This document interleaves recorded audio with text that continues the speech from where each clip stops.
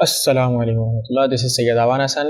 जैसे आप लोगों को पता है डीएसए का भी एक टॉपिक चल रहा है एरे में हमने उसकी बेसिक्स जो थी सारी हमने समझ ली हैं। एरे का इंडेक्स क्या होता है, एरे में एलिमेंट क्या होता है, लोअर बाउंड अपर बाउंड, उसके बाद फिर उसके एड्रेसेस क्या होते हैं, ये सारी चीजें हम कवर कर चुके हैं। अब आगे उस पर काम कैसे करना है, एरे के ऊपर ऑपरेशन कैसे अप्लाई होते हैं, वो सारे ऑपरेशन हम इस वीडियो में कवर करेंगे। कुछ इस वीडियो में, कुछ नेक्स्ट वीडियो में कवर कर रहे होंगे। और जो उन ऑपरेशन के कोड होंगे वो कोड मैं आपको डिस्क्रिप्शन में उनका लिंक प्रोवाइड कर दूंगा, वहां से उन कोड को एक्सेस कर सकते हैं। तो वीडियो स्टार्ट करते हैं। अच्छा जी मेरे भाई, ट्रिवर्सिंग हमारे पास क्या चीज़ है?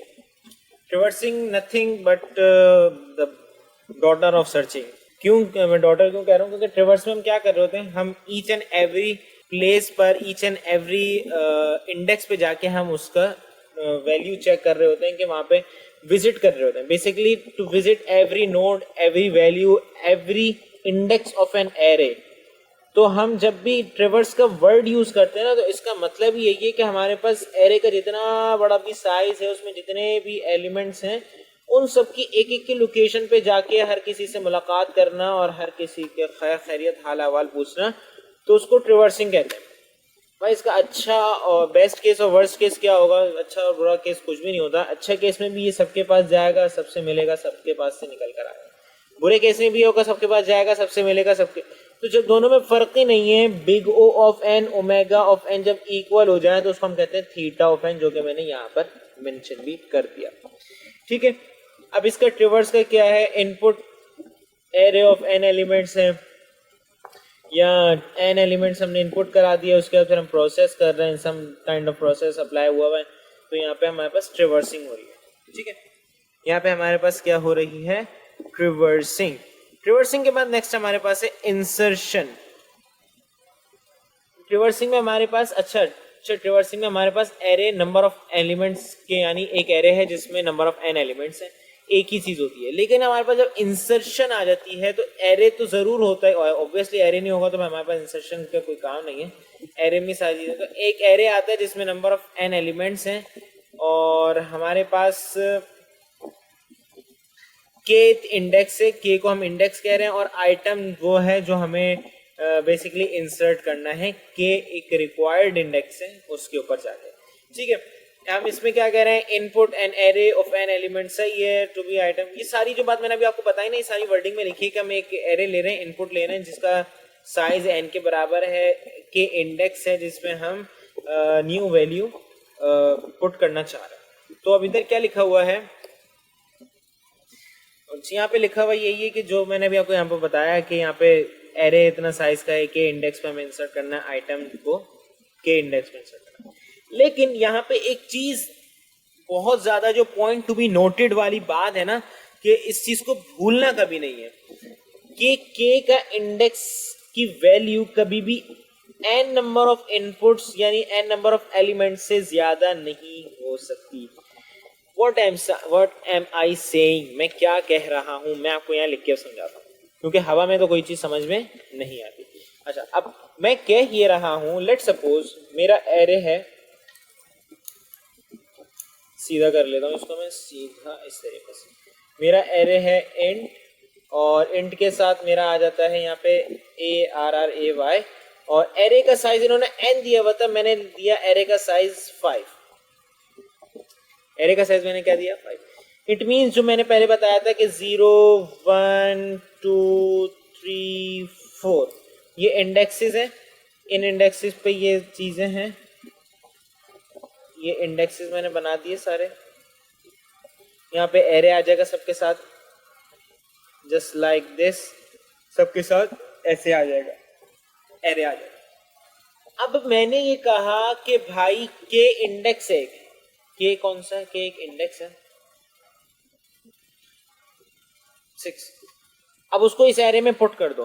भाई दैट इज नॉट पॉसिबल, नहीं, that is impossible to insert at 6th मतलब at 6th index of this array.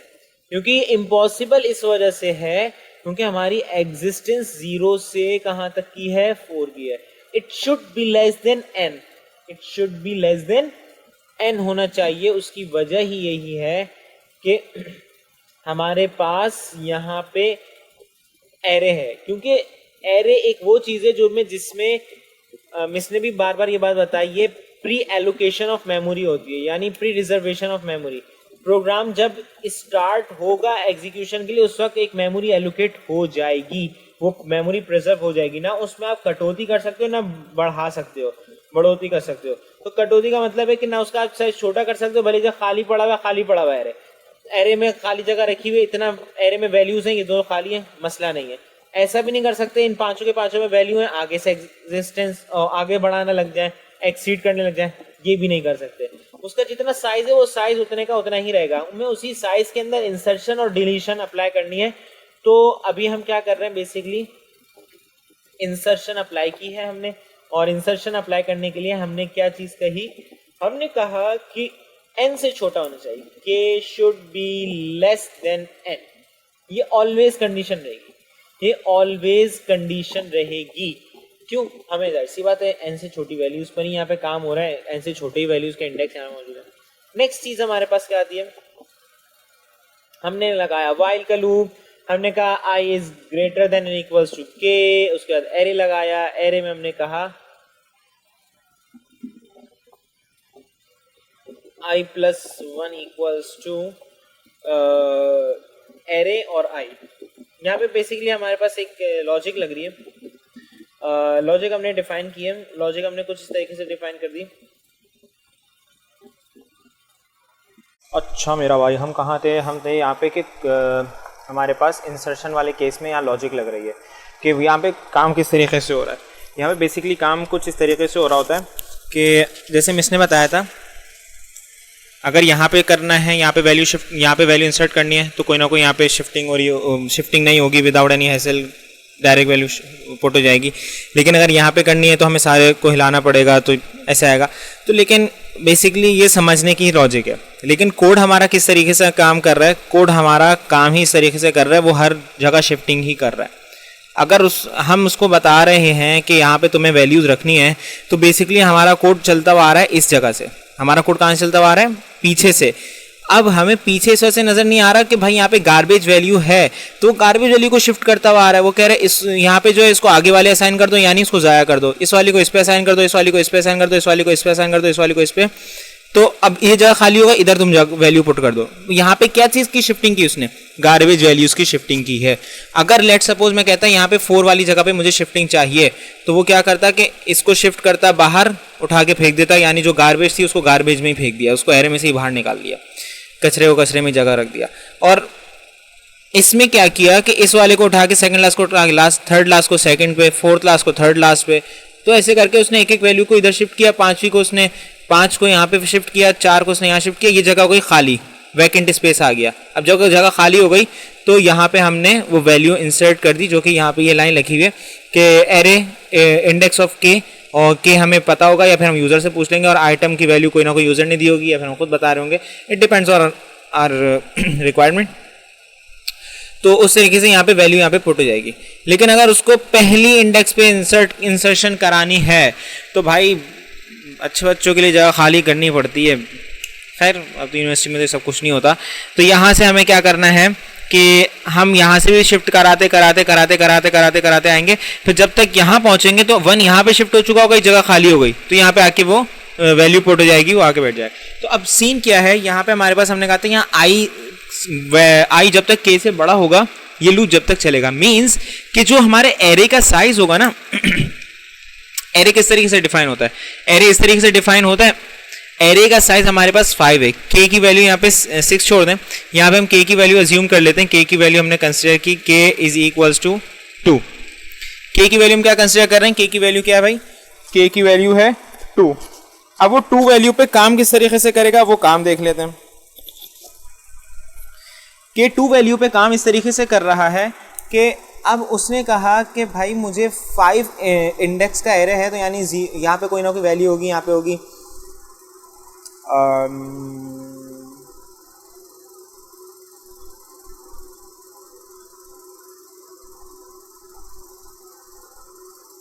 ये वैल्यूज यहाँ पे आ गई, यहाँ पे खाली जगह, चले यहाँ पे कुछ लिख देंगे।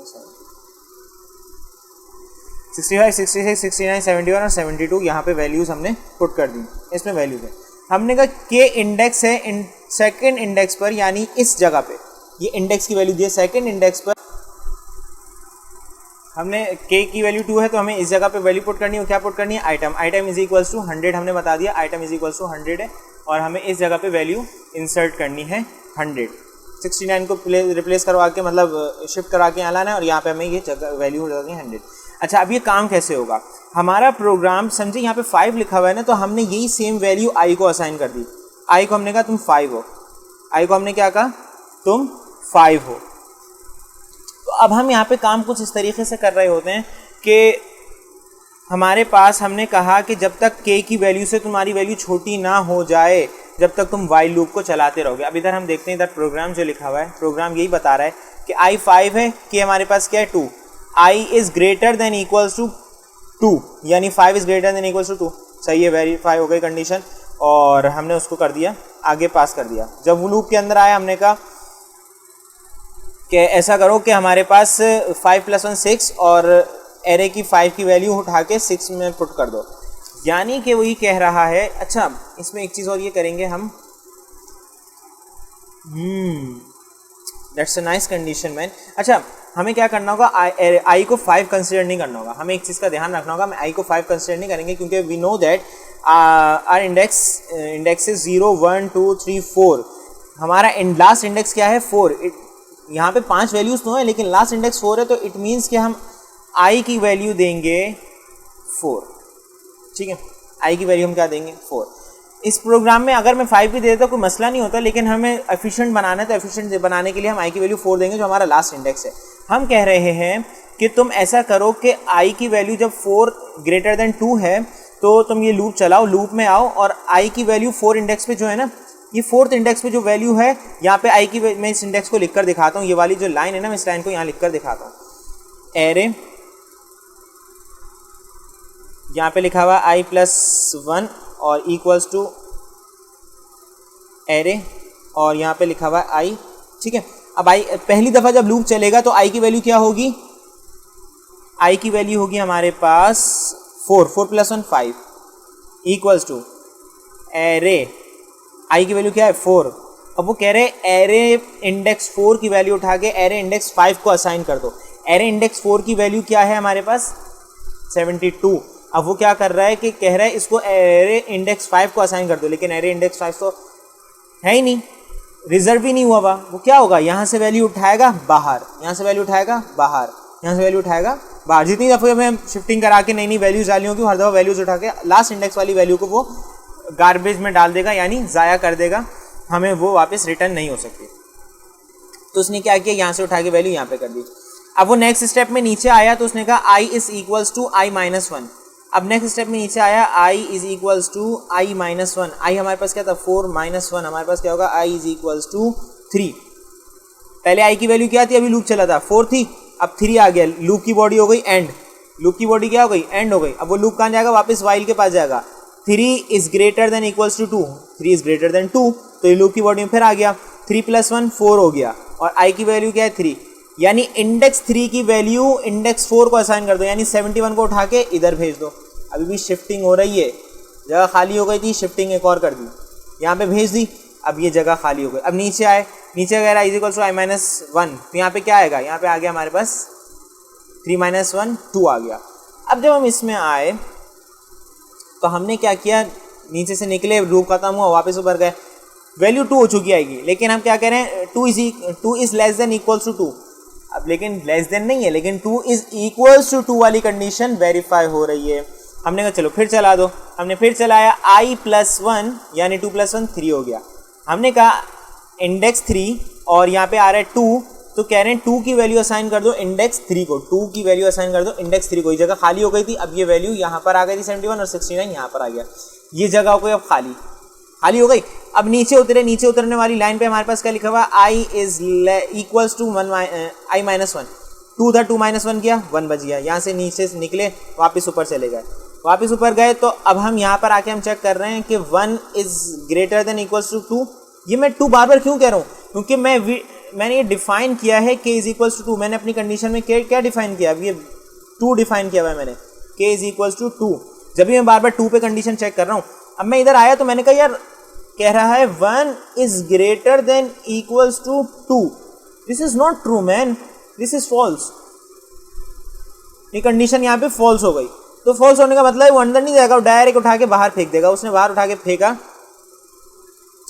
बाहर उठा के फेंकने के बाद अब उसने क्या किया कि उसने कहा इंडेक्स के पर, अब उसने आई की वैल्यू रखी, आई की वैल्यू तो कुछ की कुछ हो चुकी है, उसने कहा इंडेक्स के जो हम चेक कर रहे थे, इंडेक्स के था यानी एरे 2, एरे इंडेक्स 2, क्योंकि के की वैल्यू 2 है, इक्वल्स टू आइटम, आइटम क्या है हमारे पास 100, यानी एरे इंडेक्स 2 पे मुझे 100 पहुंचा दो।